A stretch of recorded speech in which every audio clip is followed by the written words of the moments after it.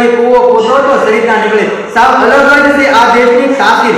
જ્યાં તમે મહાભારત વાવો તો ગીતા નીકળે. હજી તબકે છે લક્ષ્મણ રેખા કે જ્યાં રાવણ જેવા પણ બીતા બીતા જન્મે છે.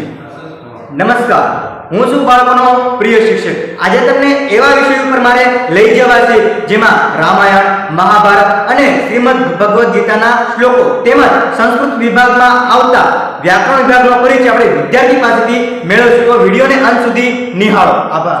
જય શ્રી રામ. મારું નામ હું ડોડિયા મહેશ. આજે આપણે હું ધોરણ 9 માં અભ્યાસ કરું છું. આજે આપણે શ્રીમદ ભગવદ્ ગીતા વિશે વાત કરીશું. શ્રીમદ ભગવદ્ ગીતા આપણા બે સૌથી મહાન ગ્રંથો છે, મહાભારત અને રામાયણ. મહાભારતની અંદર શ્રીમદ ભગવદ્ ગીતાનો ઉદ્ભવ થયેલો હતો. જ્યારે કુરુક્ષેત્રના રણ મેદાનમાં અર્જુનને ભગવાન શ્રી કૃષ્ણ કૌરવો અને પાંડવો સામે યુદ્ધ થઈ રહ્યું હતું, ત્યારે અર્જુન પોતાના ભાઈઓ તથા વડીલોને જોઈ યુદ્ધ કરવાની ના પાડે છે. ત્યારે ભગવાન શ્રી કૃષ્ણ અર્જુનને ગીતાનો ઉપદેશ આપી અને ગીતા સંભળાવે છે. ગીતાનો ઉદ્ભવ કુરુક્ષેત્રના મેદાનમાં થયો હતો. ગીતા એ મહાભારતનો અને ભીષ્મ પર્વનો જ એક અંશ છે.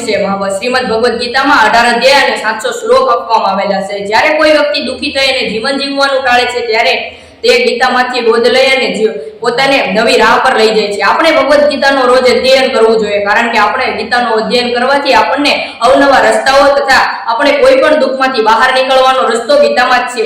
એટલા માટે જ કોઈકે કહ્યું છે કે કોઈ પણ દુઃખ હોય તેનો અર્થ ગીતામાં રહેલો જ છે. આપણે રોજ ગીતાનો એક શ્લોક વાંચવો જોઈએ અને ગીતાને સમજવાનો પ્રયત્ન કરવો જોઈએ. ગીતાની અંદર એવી વસ્તુઓ છે કે જે આપણને જીવનમાં એક સરસ અને સુંદર જીવન તરફ દોરી જાય છે. એટલા માટે જ આપણે ગીતાનો રોજ અધ્યયન કરવું જોઈએ. અસ્તુ. જય હિન્દ, જય ભારત.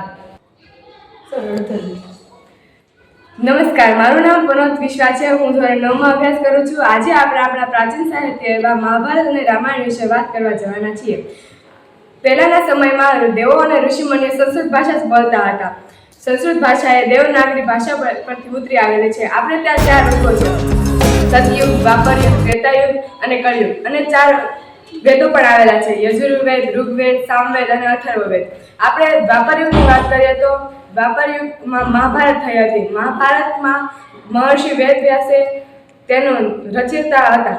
મહાભારત કુરુક્ષેત્રના મેદાનમાં થઈ હતી. પાંડુ રાજાના પુત્ર પાંડવો અને ધૃતરાષ્ટ્રના પુત્ર કૌરવો વચ્ચે રાજ માટે આ યુદ્ધ થયું હતું. શ્રીમદ ભગવદ્ ગીતા એ મહાભારતનો દંશ છે. તેમાં 700 શ્લોકો આવેલા છે. હવે વાત કરીએ તો ત્રેતાયુગની. ત્રેતાયુગમાં રામાયણ થઈ હતી. રામાયણના રચયિતા મહર્ષિ વાલ્મીકી હતા. રામાયણમાં શ્રી રામ ભગવાનની વાત કરવામાં આવે છે. શ્રી રામ ભગવાન એ વિષ્ણુ ભગવાનનો અવતાર છે. રામ ભગવાનના પિતા એટલે કે દશરથ અને માતા એટલે કે કૌશલ્યા. રામાયણમાં આપણે જીવન કઈ રીતે જીવવું તેની વાત કરવામાં આવી છે.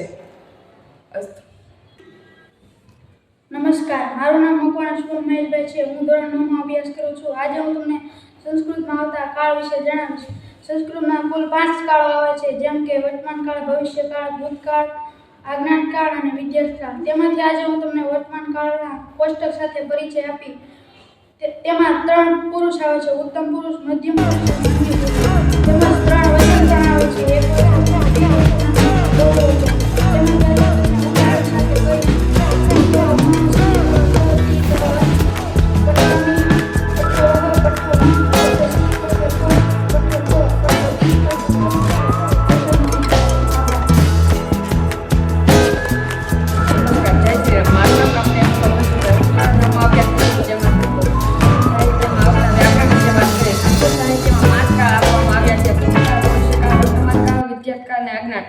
વર્તમાન કાળના કોષ્ટક વિશે ચર્ચા કરીશું. વર્તમાન કાળના કોષ્ટકમાં 3 પુરુષો છે: ઉત્તમ પુરુષ, મધ્ય પુરુષ અને અન્ય પુરુષ. તેમાં 3 વચનો પણ છે: એક વચન, દ્વિવચન અને બહુવચન. વર્તમાન કાળના કોષ્ટકની ચર્ચા કરીશું. ઈ વહે મહે, સે ઇતે દ્વે, તે ઇતે અંતિ. હવે આપણે ઉદાહરણ જોઈએ. લભે, લભા, વહે, લભા, મહે, લભ સે, લભ તે, લભ દ્વે, લભંતે, લભતે,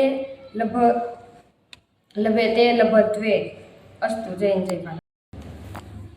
મારું નામ ચુડાસમા અક્ષતાબા છે. હું ધોરણ 9 માં અભ્યાસ કરું છું. આજે હું તમને સંસ્કૃતના વ્યાકરણ વિશે કહીશ. સંસ્કૃતમાં 5 કાળ આવેલા છે: ભવિષ્યકાળ, ભૂતકાળ, વર્તમાનકાળ, વિદ્યતકાળ અને આજ્ઞાતકાળ. જેમાં હું તમને વર્તમાનકાળનું કોષ્ટક કહીશ અને તેના ઉદાહરણ સાથે સમજાવીશ. તેમાં 3 પુરુષ આવેલા હોય છે: પ્રથમ પુરુષ, મધ્યમ પુરુષ અન્ય પુરુષ અને તેમાં 3 વચન આવે છે, એકવચન, દ્વિવચન અને બહુવચન. હવે હું તમને તેનું કોષ્ટક કહીશ. ઈ વહે મહે, સે ઇથે દ્વે, તે ઇતે અંતે. હવે તેમનું ઉદાહરણ કહીશ. મિલે, મિલા વહે, મિલા મહે, મિલા સે, મિલ દ્વે, મિલ થે, મિલતે, મિલંતે અને મિલંતે.